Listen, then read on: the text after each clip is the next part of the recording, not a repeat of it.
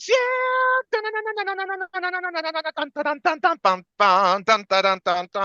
Huh. Dun dun dun. Funky fantasy. Dun dun dun dun. The bowl. Dun dun dun. Stratus arrows. Dun dun dun dun. Bum bum bum bum. It's the War of Nerds. Special guest edition. Welcome back, all you freaky, funky, nerdy listeners. We're back with another wonderful episode. And as you can see, we have a new face on the screen somewhere, wherever you're looking, up, down, over. Well, anyways. So we are pleased to have you on, Mr. Jason Harrington. If you would like to take the floor and tell us about you, yourself, and the books that you write, the floor is yours. All right. Jason Harrington, of course. Currently resident of California, was resident of Utah. Lifelong geek, of course. Started back in with Choose Your Own Adventures and Star Wars, naturally. Biggest fascination is fantasy and horror, so grimdark tends to was a big target for me.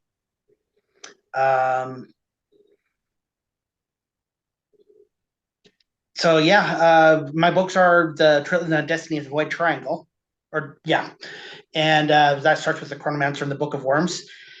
At first, it might seem like it starts idyllic, but it gets darker as it goes.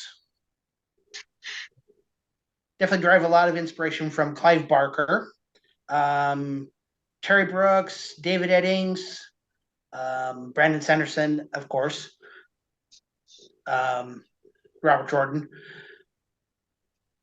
And I would say Book of Worms starts off pretty decently, like dark.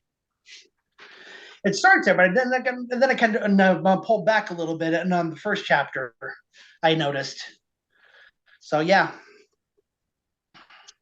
But do you have your books nearby that you can hold up to the screen?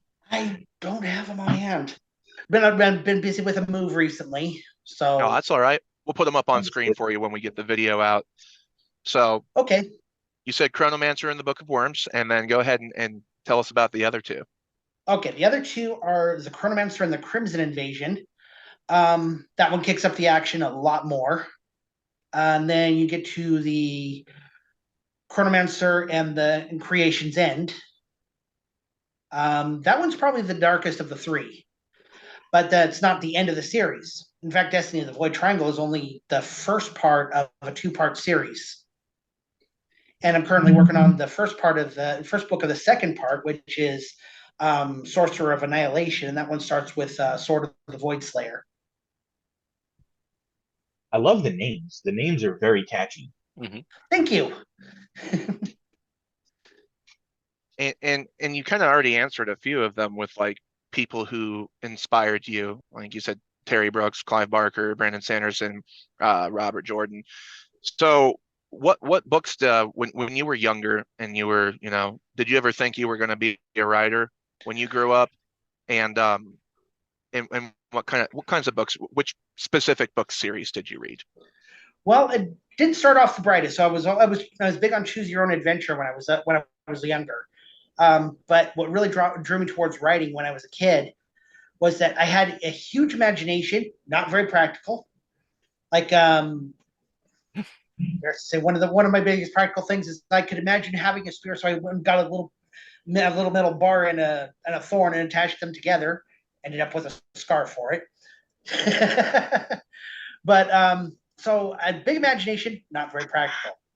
So in school, they finally introduced us to writing little stories, and that kind of got my attention because it was like, well, what do you want me to write about? Because I was used to everything being rules. And they're like, oh no, write whatever you want. I'm like, you're giving me free reign on this.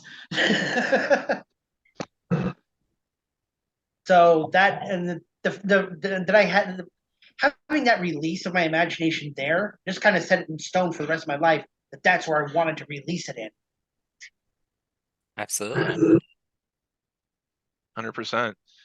And what were the biggest book series that you read when you were younger that were inspirational for you, or a favorite one maybe? I would say some of the biggest. Oh no, there was My start was definitely like Wizard of Earthsea. So the Earthsea trilogy was a big starter for me. But that kind of went into Master of the Five Magics, and then I didn't get to the other parts of the series yet because it took me years to find out what series that was a part of. And then I moved into Sword of Shannara. I've been a lifelong fan of the Shannara series.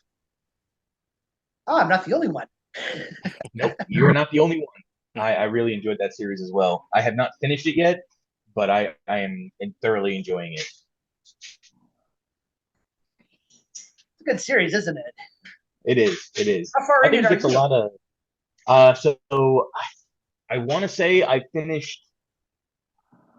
Oh man, it was either book 2 or book 3. I know I've read a couple of them, but I've been listening to them on Audible, and I don't remember which is the last one I listened to. But I feel like I got farther than book 2. I think I finished the first trilogy, but I can't remember it off the top of my head. Right. I know it kind of gets like a bad rap as like a rip off of Lord of the Rings, but I think it's unique in its own right. Well, I think where it separates itself from Lord of the Rings is more post-apocalypse setting. Yep.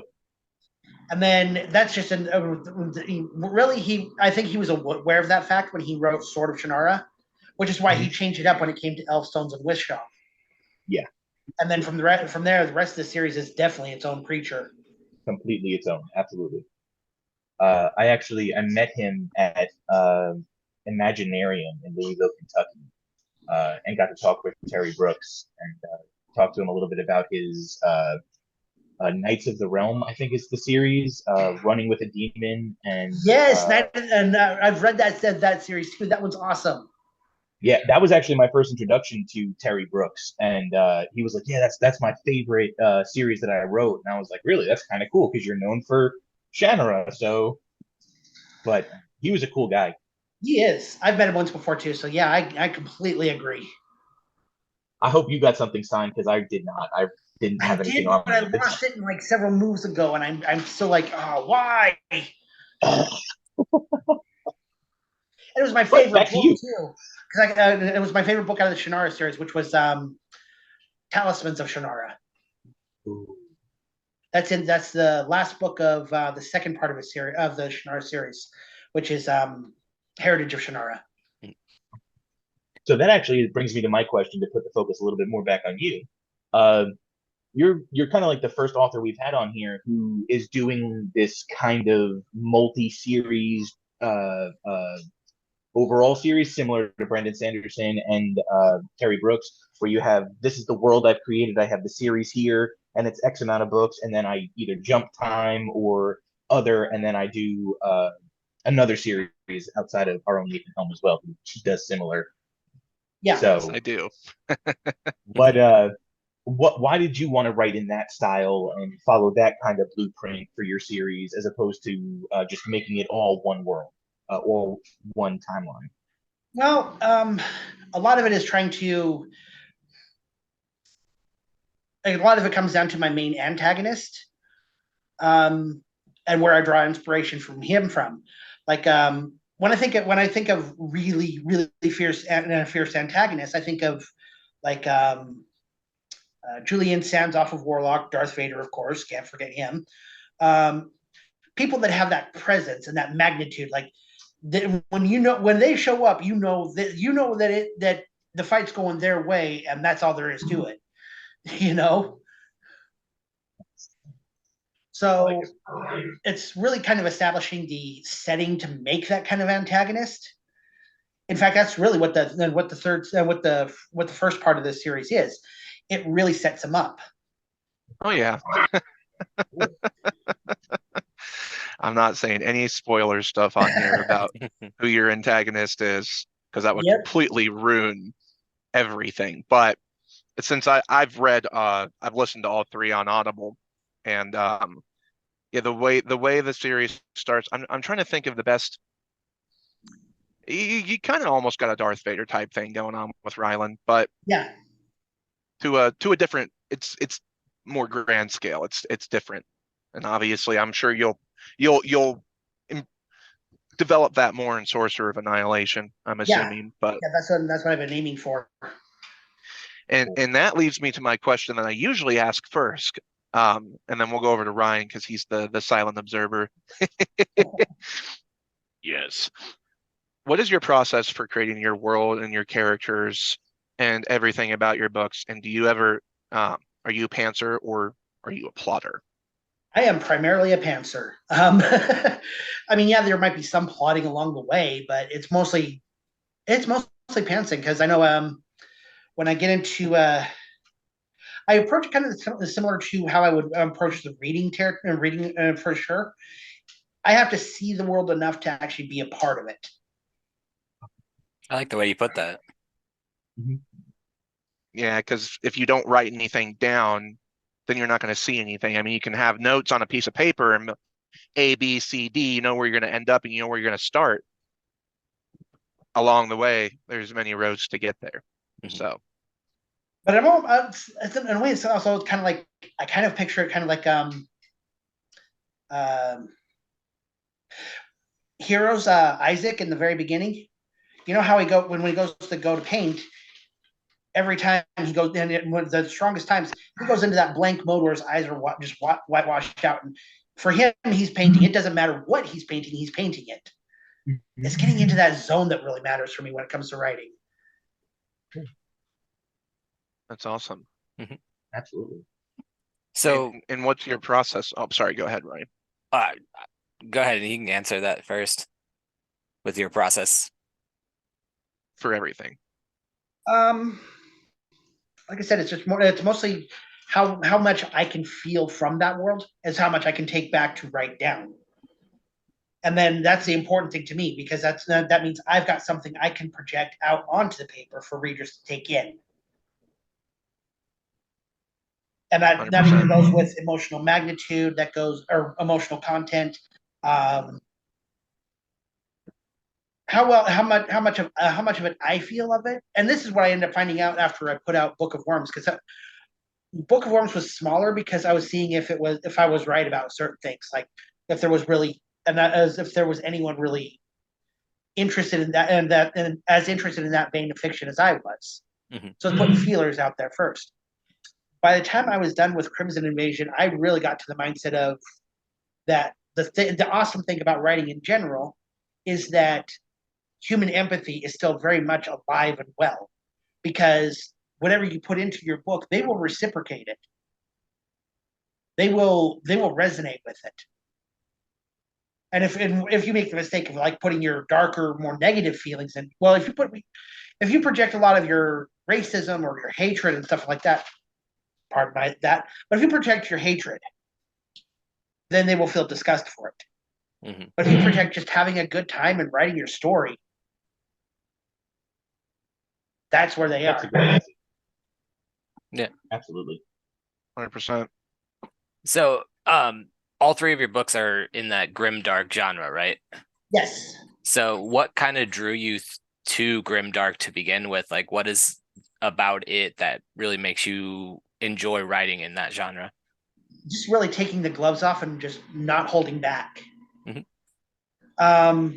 Fantasy by itself is a very imaginative area. There's a lot of just let it go kind of thing. But when you add the horror element into it, then you've essentially said there's no boundaries. Absolutely. And then with your title, The Chronomancer, I assume, but I could be wrong, correct me if I'm wrong, he has to do with magic and time.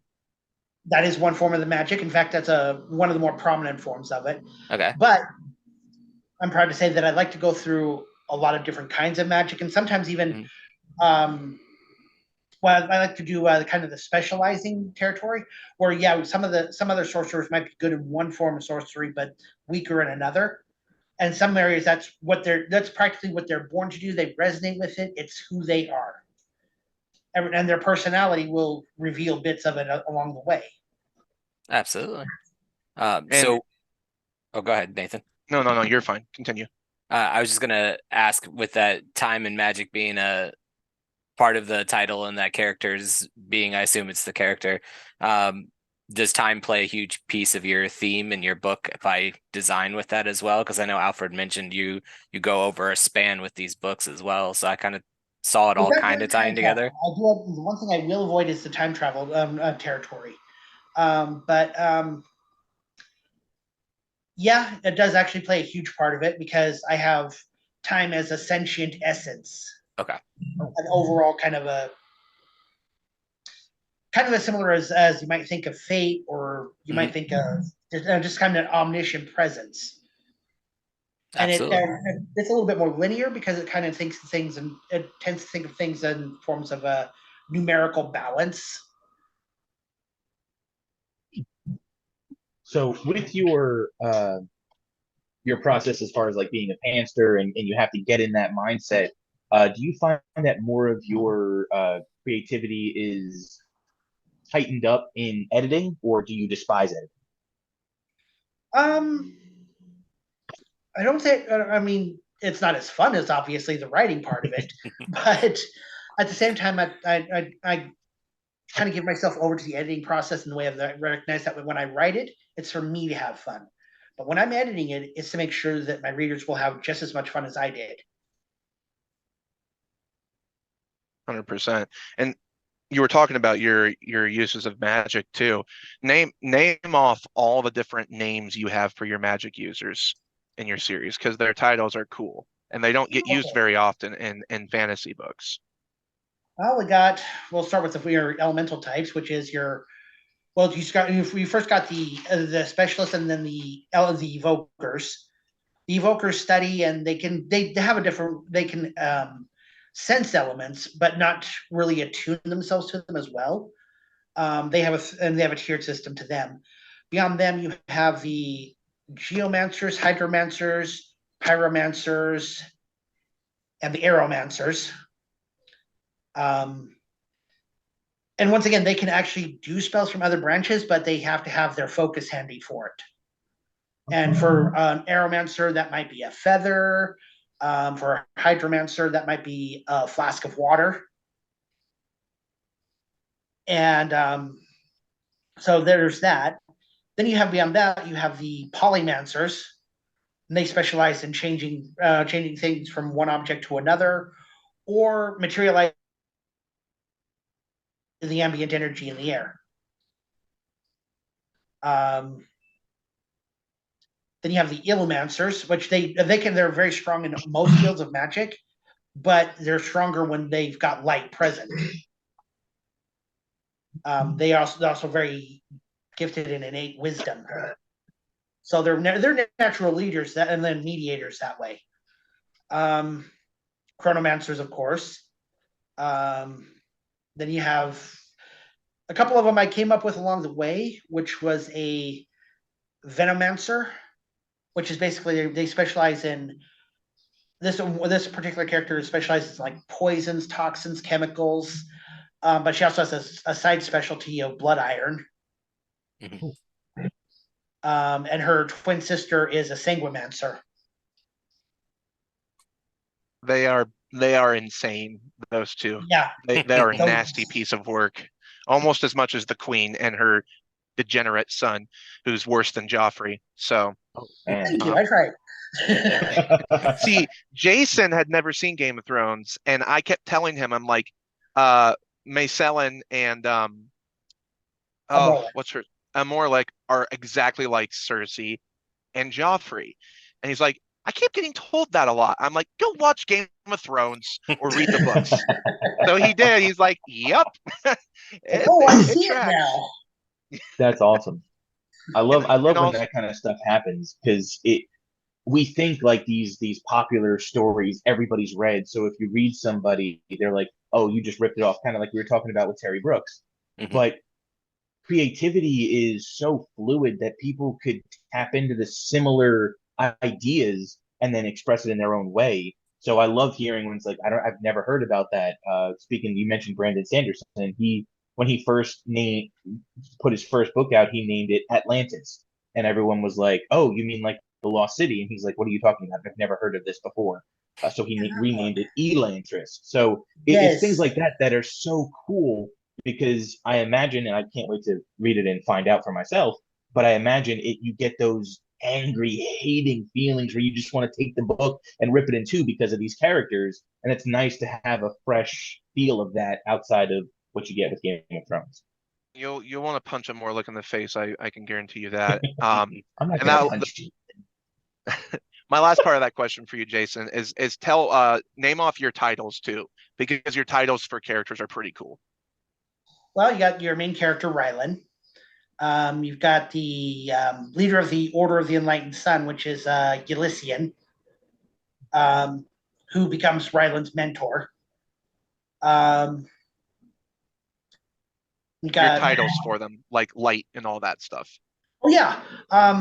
So the Order of the Light and the Enlightened Sun will refer to each other as lights, but outside of their order, most people will formally refer to them as the title they've earned. Mm-hmm. There's like, it starts with flame, candle, torch, solace, and then art solace, and then grand illumination, of course. Cool. You like that? He's got a really cool. It's like literally if Star Wars met Game of Thrones and then you mixed it in with horror, it would literally. He's got a very Star Wars naming convention. Like it's pretty cool. And yeah, I'll admit when I came up with the Order of the Enlightened Sun and the Order of the Void Triangle, I was partially inspired by the concept. I would actually say I'm a little bit more than inspired by the concept of the Jedi and the Sith in its purest form. With the magic and everything, have you played any D&D, and has that inspired a little bit? Because the magic systems sound a lot like they have been inspired by D&D. Is that true, or is it just a coincidence? A bit. It's a bit true. There's also a little bit of the metaphysical catch to it because I was kind of thinking of the concept of like chi and the ambient energy people generate just for existing. The ambient energy that everything exudes because it exists or because it doesn't. Very cool. On the topic of your magic system, it seems very complex, but also like everything's very straightforward in its own area. Like a hydromancer or a geomancer, where they stand and what their element is. But do you have like more of a hard magic system where it has set fast rules that don't really bend, or do you have more of like a fluid, soft magic system where like there's more, it's not as explained and you kind of just have to take things as they are? I would say the harder one of the bunch of them would probably be Chronomancy, because it is a very linear mathematical system. Everything in that is a mathematical equation. Even learning to communicate with the temporal current itself is a mathematical process. And as you begin to understand the math that's being exchanged between, that's when you get a language forming between a chronomancer and the temporal current.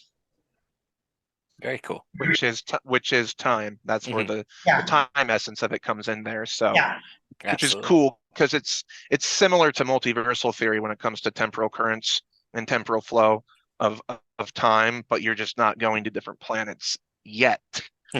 So yet that happens in the well, actually, I'm not going to say because you just have to find out. You're going to find out. Yep, that hint. Pick up the book and find out. And so I question on the side of what is your most embarrassing moment in your writing career ever? I think it's a good thing I watched this beforehand because I was prepared for this when I thought about it. Actually, I would say the most embarrassing time was it was back when I was writing one of the different revisions of the book, and I was just on the job, right? And it was lunch break, and we're all sitting there talking, and one lady's like, one lady got, I was writing, and so one lady's talking, and she's like, "Oh, so am I in your book?" And my mouth moved before my brain did, and I said, "You wish," and I'm like, "Oh, did I just say that? That's so arrogant."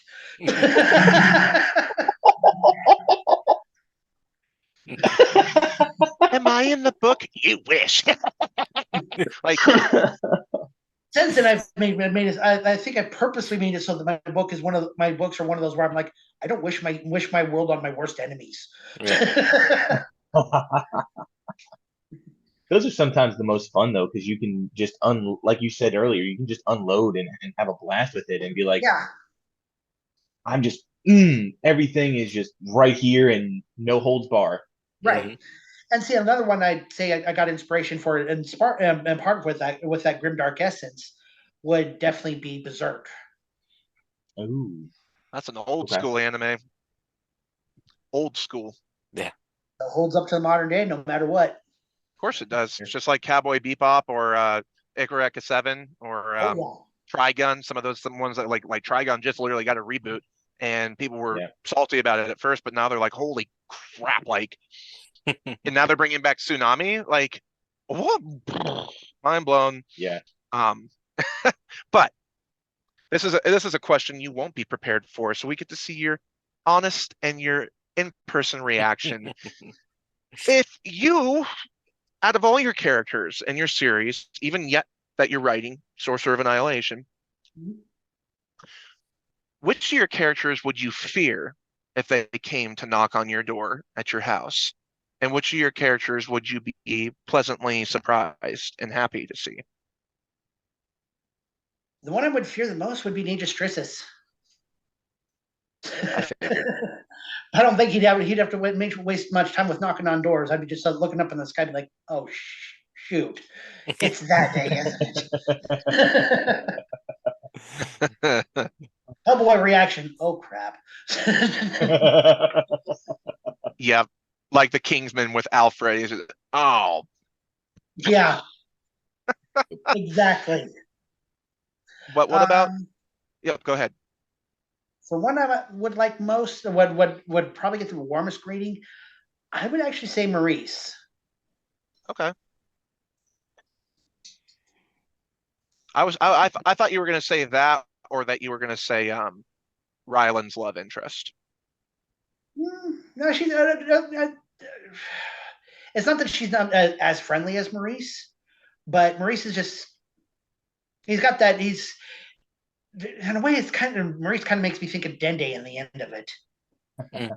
Dende. Yeah. Maybe not the Team 4-star version, but you know. Why is my brain not working? Dende's from what anime? Dragon Ball Z. Dragon Ball Z. Dragon Ball Z. Yeah, thank you. Dende. Dende does not accept. Dende does not accept. Little green man. Oh, right. Over here with Dende. Green little alien. Of course, that's just when I first introduced him. You wait till you see where I'm taking him. First of all, I hate you still for Maurice and what you did to him, because that was some crap. No. All right, and that scene was just when y'all two, Ryan, Alfred, when you get to that part in Creation's End, you'll know exactly what I'm talking about. It is brutal. I'm looking forward I've had to conversations multiple times with Jason about a similar scene that we have, and it's still not happy with you. Thank you. I did my job well then. Yep. Also sorry.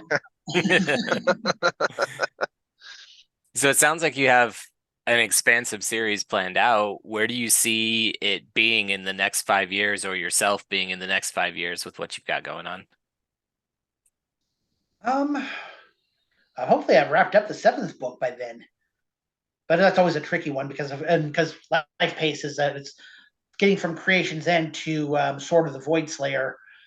That's kind of been a process by itself with everything in life going on. So, I mean, that's taken a couple of years so far. I didn't even plan for it to take that long. Mm-hmm.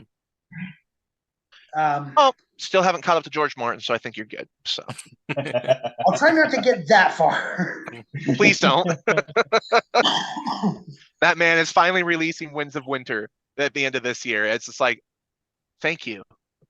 So yeah, please don't. We're waiting. Do you ever struggle with writer's block? And if you do, how do you combat it? Sometimes my writer's block comes more as a result of my imagination telling me what you were doing previously that doesn't work with the overall idea. You're gonna have to go back and redo that. Sometimes. But sometimes it's just, I don't know. Um, there are times where it's environmental. There's just times where it's just, hey, Jason, you're being lethargic. You need to just get up and write, or sit down and write, as it were. Um, but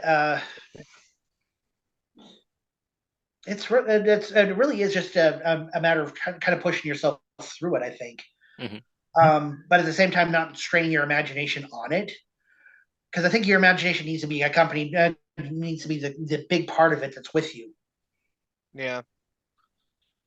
I've learned over the years that people with more mentally exhausting jobs that takes more of a mental focus versus physical have Yeah, have to take more breaks with their writing, whereas maybe somebody who does like construction or auto mechanic work, things that's physically laboring, they're tired, but after they get home and like sit down in the chair for 45 minutes and their body's relaxed a bit, their brain is still high functioning, so they can work on some writing. and see, my thought on that one is, I think it's a lot of it is that we have so much time during the day to think about where we want the story to go. I mean, I've been working production for 5 years up until now, and I've had plenty of time during the day to think about what do I want my story to go, where do I want my story to go next, or just getting really psyched up about where I'm at with a book or what's happened so far, or replaying different things in my head. 100%. It's nice to be able to like you're at work, but us writers, we can live in a completely different world, even though while Yeah, we're at work. So everybody else is like in a exactly. sour, crappy mood, and you're just over here, just like, why are you in such a good mood? I'm like, oh, I just completely slayed the enemy. What? Like, you wouldn't What are you understand. talking Okay, about? continue. And they like walk away, like, stay far away from this dude. He might be like a string away from snapping into insanity. No, I'm already insane. So trust me, you're safe. Yeah, so you guys got to tell them beforehand. Hey, I'm crazy, so whatever outburst you may get, I mean, it's part of the course. Mhm. Yeah. Um, so this is kind of a favor of ours to ask. If you could have your books, your series turned into a TV show or a movie, would you want it to be live action or would you want it to be animated? Um, a lot of people have said they lean towards wanting to see it animated. Um, so that's kind of where I lean towards, and I think maybe that's just part of it. The part of it is the fact that going into that darker essence of fantasy, I always pictured Berserk. Mhm. I think yours would work well as an anime. I mean, especially for just like destructive purposes of like the Yeah, scales of magic and everything going on. Cinematography wise, it's a lot easier to budget and do that stuff animation wise than live right. action. So yeah, that's awesome. Yep. So yeah, um, Speaking of a little bit outside of, like you said, when you were working in that job, you were able to think about your writing a lot. What do you do now, or what are some hobbies that you do outside of writing? definitely watching the horror scenes. I'm a little getting guilty too much of watching a little too much YouTube these days. Um, uh, want to do more gaming, but even when we got the one, my boy tends to take over that one for the most part. So it's kind of one of these days kind of thing. Um, so there's that. There's watching my horror movies. I like to study runes, Old Norse. Like to watch a lot of paranormal stuff. Um, definitely big on the horror and action and fantasy scene. So there's that. Um, and since I can't really satisfy my gaming impulse on any consoles or anything at the moment, I'm like, fine, I'll be a mobile gamer for now. What kind of games do you like to play? um, I know the biggest ones I've put on there right now is the original Doom 1 and 2, mostly because I got introduced to it back by my cousin back back in the 90s, and I've been following the Doom series along the way, and Doom Eternal just made me want to go back and relive the origins of the Doom Slayer. That's awesome. So then, of course, Final Fantasy War of the Lions. That's another one I go to for now. Very Yeah, cool. those are my big And- ones for now. Nice. And with you said you like to watch stuff too, and I know you're a big anime fan, like we Yes. are. So what is your top 3 favorite animes of all time? I would definitely lean towards, of course, Dragon Ball. The entire Dragon Ball series in general. Maybe a little less on the GT side, but I'm not unforgiving towards Thank it. you.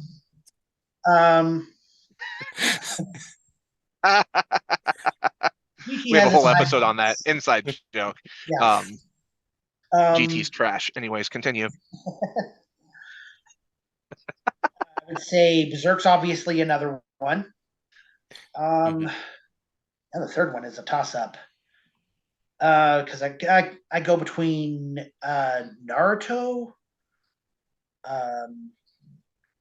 You got Seven Deadly Sins, FMA No, Brotherhood. wait, no, I know my third one. It doesn't in the style of its art style. I would say it's kind of similar to anime, even though it's not really considered anime. Castlevania. Nice. I will go back Good to that answer. one again. First Absolutely. part, the first 4 seasons.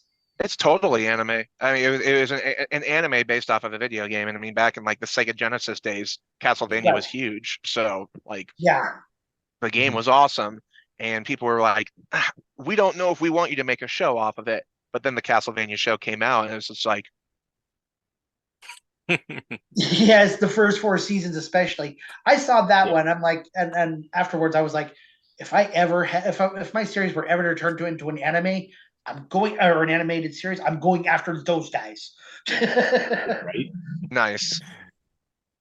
It sounds like a lot of your hobbies and your interests and stuff like that kind of either align with your writing style and the work you go into and or are very similar to it. But the Norse runes kind of stuck out to me. Do you use that in your work, or is it just kind of a passion outside of it?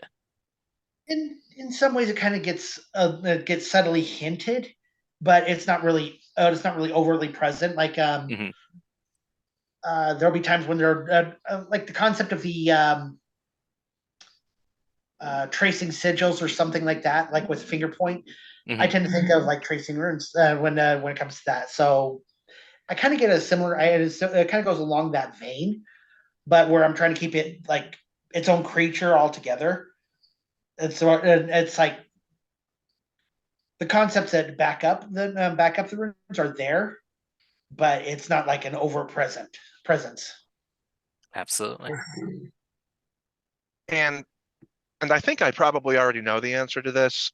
These guys wouldn't, but I want them to get to chew on this delicious piece of meat here. So, what was the most challenging part of a book you had to write, and why? Book 3, towards the end. Actually, no, actually towards the middle. There's The scene I'm thinking about, right? yeah, because I couldn't write that scene without really kind of putting myself in his shoes. And you and I are thinking the same scene. I know you are. Yes, And I am.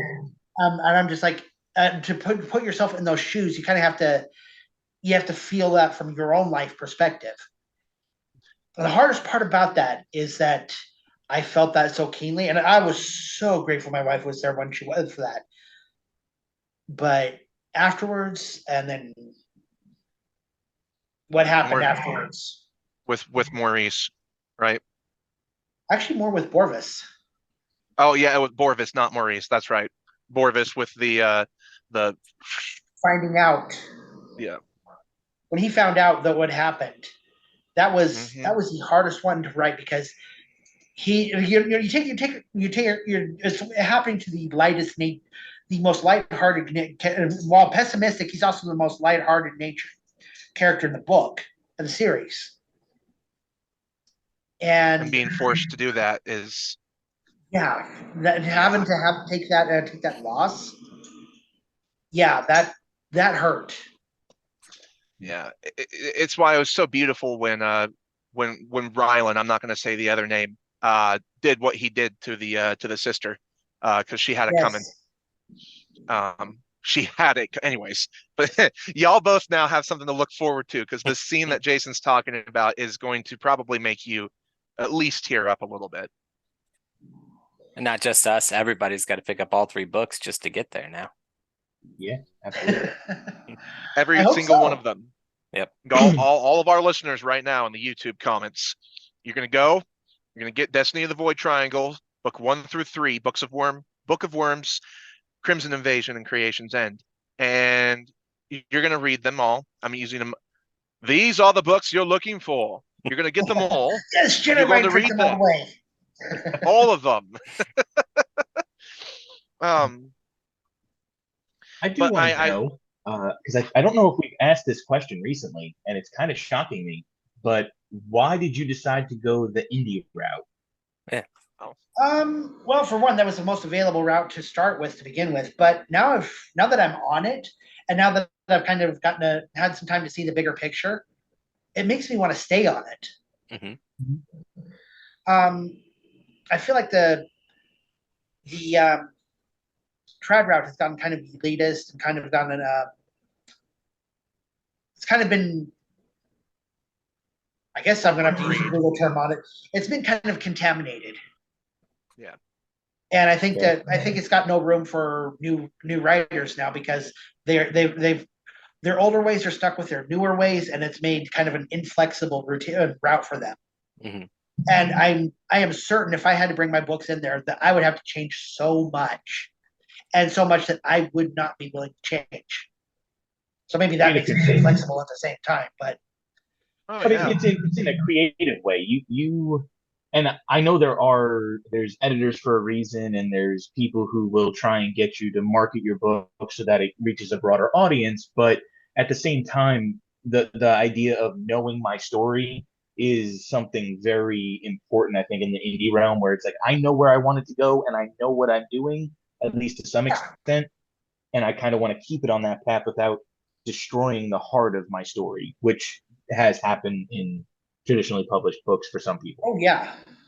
I mean, you look at the trad pub industry, and you've got all these books that are, specific genre targeting, right? And you send out, your manuscript to a bunch of agent stuff. We're sorry, we're not looking.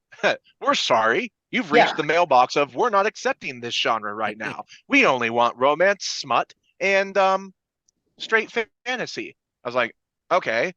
And then on top of that, it's just like, well, I'm not going to change stuff from my book to maybe get another reader. I don't care about getting that other maybe reader. What I care about is a nice group of people that is my targeted audience, and I can have that old school Bungie Halo relationship with the community of each book you put out, that it's your readers are going to love it. If you get some new readers, awesome. But if you don't, that's not what we're going for. We want to have the relationship side of things with our readers and know that we're bringing it a specific group of people and keep them happy.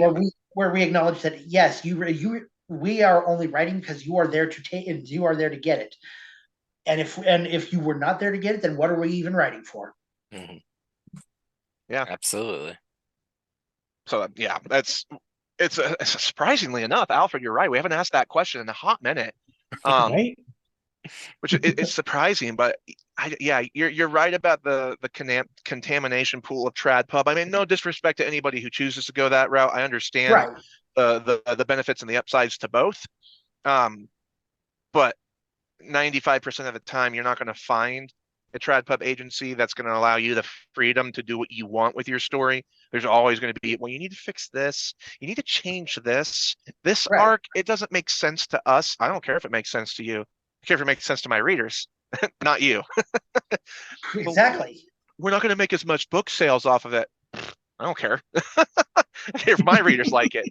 But anyways, that's the whole rabbit hole we can. And really, when you get to that line of thinking too, it's like, why wouldn't it make more book sales when even if you were to mark down the book, if it's something the readers are after, you can mark it $1 and still make bank.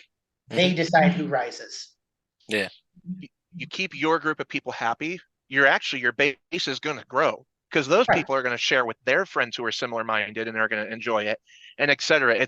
You want it to slow. It's called slow trailing. You want slow trailing. You don't want mass, super quick success and then it just fizzes out. You want it to have that trail of smoke continuing to be even, as if you're looking at a wave. You want the wave to stay consistent, and waves have peaks and valleys just like mountains, but you want to have that consistent baseline wave. So if that's your reader base and it keeps going the same, good. But with cases like Star Wars, like, we're going to make money either way. And then it comes out and it gets a bad reaction from people who followed it for so long, sales plummet. And now your baseline's way down here and trying to raise it again. So the indie route's fun because creativity and no deadlines. It's just, it's more freedom, So you can live for the story. Yep. Back to you now. So another one of my favorite questions to ask is, if you had two characters, one villain, you choose one villain, and I think you only have really one villain. Well, you could choose sisters too. Anyways, one villain, one hero, or morally gray, whatever. They go through a portal dimension and end up in a different, on an island in a different dimension, and they lose their memories when they go through. The minute they end up on that island, slowly over time, their memories are going to come back. But during that time, you're gonna name the villain and the hero. Tell me, do you think that they're gonna get along, and when they get their memories back, still be allies, or are they immediately gonna duke it out? Let's see, if you remove their memories. So which characters would you choose, and then what would happen? I would probably choose Rylan and Amorlik. Okay. Everything, there's so much that relies on their clash, and maybe if you remove maybe Amorlik's memory of how he was raised, it gives you the question of would things play out as inevitably as they did? Would there have been as many people suffering as a result of that? And that's where I'm like, that's a curious little outcome. So you think they duke it out when they got their memories back? And when they got their memories back, I don't know. That's the thing. They've created 10 years now of, being on an island together and being allies. And they're going to remember their past lives' memories, including the new memories they shared. So they have a conflict of memories now. Which one are they going to go with? Their original life's memories of their original path? Or are they going to take into consideration that, I lost my life's memories, and when I didn't have those, we got along and we saw eye to eye. So what's going to be stronger? What's going to take the high ground? Well, with those two, I would say that for one of them at least, the past is going to win out. Not the 10 years; it's going to be the past. The other, I would say, he's if it wasn't for the fact that before 10 years would win out, then that 10 years would be the guiding post. Mm-hmm. Interesting. I like it. So we did talk about your most embarrassing moment, but in your entire journey here so far as an indie author, do you have a proudest moment that you've experienced? Oh yeah. There would be there was a group I've that my narrator ended up finding out about on TikTok. And they'd gotten really big into it. And about the point when I was still writing Creation's End, and there was like a New Year's thing. They do this thing. This group does this thing called a kind of an Iron Man D&D at the end of the year, beginning of the next. And what it is they play for a consistent 72 hours straight, Oh, wow. Or it was more plus. I forget exactly the overall length, but it's impressive. And any player that falls asleep, their characters are dead or anything like that. Nice. And Wow. so they chose my storyline to run their D&D session off of. That's really cool. That's No awesome. way. Yeah, I was floored by it. I was like, oh wow, that is so cool. So of course I'm popping in TikTok live stream. So just like, what's going on over there now? Let's hear about it. That is That's really so cool. Yeah. What character made it out? Whoever was playing what character? Who ended up the victorious at the end? There was a character who was playing the Phoenix Legions, and that is such an underdog territory because really the Phoenix Legions are Malkenor's loyal soldiers, the ones that serve the best interests of the people and the king and all that. They're as good guy as they can get. Oh And man, that's cool. just the way it played out, and it was versus the Book of Worms. The Book of Worms had found someone to lich onto, and I mean lich, had found someone to turn into a lich, carry it around, and it was down to those two. And those you think to those two factions, you're like, oh man, Phoenix Legions would be screwed. Mhm. But I remember we- seeing that whole thing play out. It was fun. If we ever have a campaign where we're on a team and I'll use my military background to keep myself awake for 72 hours, and I'll just keep slapping all of you on the cheek every once in a while to keep you awake, and we'll remain victorious. We'll destroy all the other teams out there.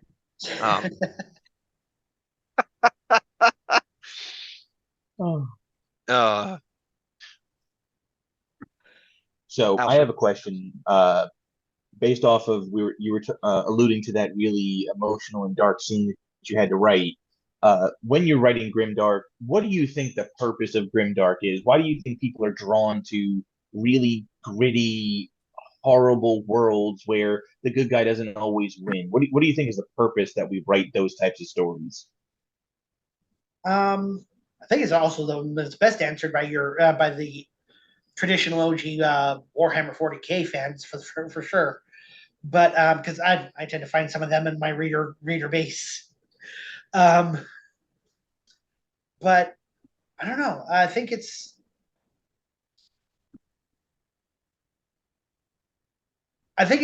get that kind of fantasy by itself is a no holds barred territory. Horror is also when you put them together and get grimdark. I don't know. Maybe it could kind of takes on kind of a surreal nightmare quality. Mm-hmm. I can see that. Absolutely. And that's where you can really just mess around. You can really mess with the person's head there. Now, I won't say I always do that because I'm not a subtle-minded person. In fact, the things that people have said were subtle in my books, I'm like, that was subtle? I did subtle? I didn't know I did subtle. Awesome. I honestly think grimdark, it's been around for approaching a couple decades now, and I think something about grimdark that people enjoy is the wanting to hope that something good will happen, because you're in such a dark world that you inevitably, like Attack on Titan, it's so you like somebody dies and you're just like, oh well, big shocker there. But still a small part of you is like rooting that something good will happen, and that when a good moment happens, that it's not followed by a complete and utter dump of just misery. It's right. You are seeking out that one bead of hope in an overwhelming pit of darkness. Yep. I think that's the number one pull that people like about grimdark. At least for me it is, because I'm always looking for the light at the end of the tunnel. And if I don't get it, I'm just like, and if I do get it, I'm just like, yes. And I try to hold on to that for as long as I can. Man, I hate you, Attack on Titan. Hey, it's Prisoner of Berserk too. I mean, once you get to you get how many of us get really fond of like the Band of the Hawk for so long? We get so attached to the personalities of them, and then the eclipse happens. And everything in that eclipse makes us all say the same thing. Guts, get him. We know we're even looking at how overwhelmingly massive his obstacles are going to be from that point on.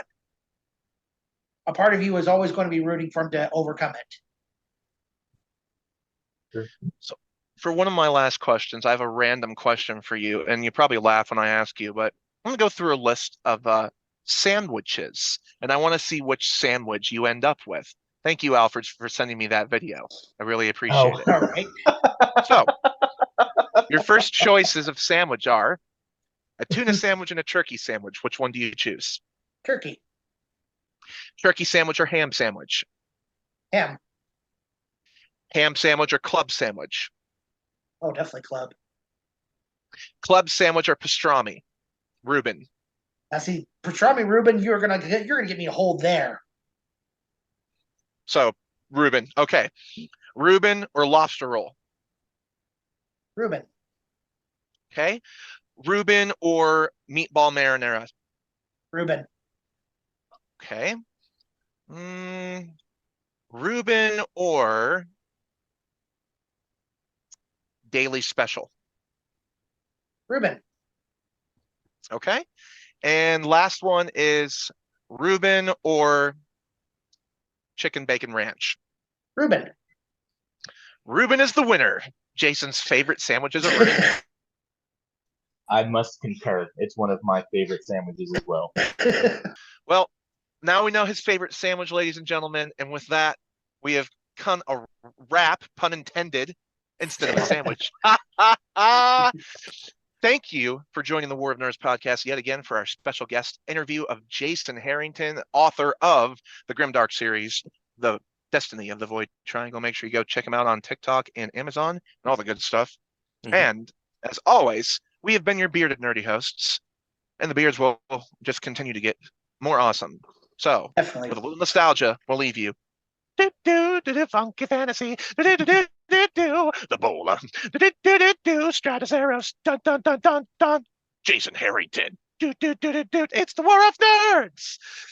See y'all next time.